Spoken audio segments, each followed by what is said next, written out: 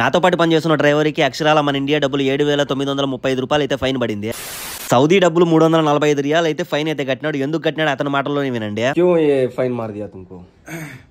मैं गया था इशारा खालिद बिन वालिद गया था, उधर जाके पार्किंग नहीं मिला, फिर अंदर जाके ढूंढा, एक खाली जगह मिला। ये देखो खाली जगह फोटो, खाली जगह यानी खाली मैदान मिला।